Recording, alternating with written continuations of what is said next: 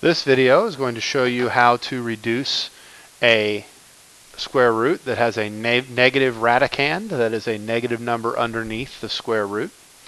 So here we have a couple of examples. I believe the notes also list -4. So I'll tell you what, we'll just move this over here and we'll add -4 to this as well. Square root of -4. When we do this, essentially what happens is we know that I is the square root of -1. Well, just like we did when we reduced these by hands earlier in the year, we can actually break the square root of -4 into two separate roots, the square root of -1 and the square root of 4. Now the square root of -1, that is equal to I. And the square root of 4, well, that's plus or minus 2.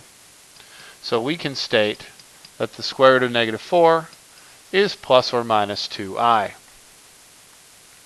Similarly, the square root of -49 can be written as -1 times positive 49, which means we're looking at I times plus or minus 7, which would give us plus or minus 7i.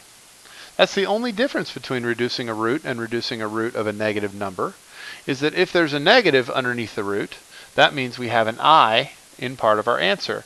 Since the square root of 49 is plus or minus 7, the square root of -49 is plus or minus 7i. Same thing. So here with 60, things get a little bit more complicated because the square root of 60 is not an exact number. So if we were doing this by hand, 60 would be broken into 4 and 15. And then we would break those pieces up individually. So -1 would give us an I, 4 would give us plus or minus 2, and then we can't do anything with the square root of 15, so it would stay the square root of 15.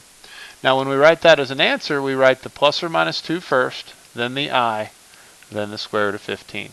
So plus or minus 2i root 15.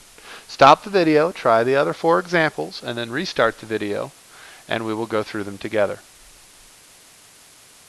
The square root of -9 would be the square root of -1 times the square root of 9. That is I times plus or minus 3, or plus or minus 3i. The square root of -100 is -1 times the square root of -1 times the square root of 100.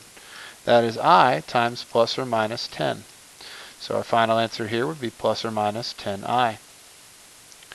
The square root of -50, this is one that does not reduce evenly.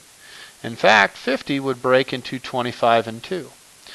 So we have I times plus or minus 5 times the square root of 2. So that's plus or minus 5i times the square root of 2. Finally, the square root of -32 would be the square root of -1 times the square root of 16 times the square root of 2. That is I times plus or minus 4 times the square root of 2. So that would be plus or minus 4i root 2. Now it is worth noting that you can actually do the square root of 50 in your yellow calculator and get 5 root 2. But as I've said before, the calculator is not a brain, it is a tool. And if you trust it to give you the answer, you're going to lose points because you're not going to remember to write plus or minus, and you're not going to remember to write I. So if you trust your calculator to do the calculations for you, that's fine.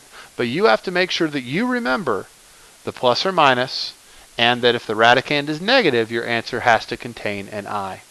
That is it for this video. On to the next page, to the next video.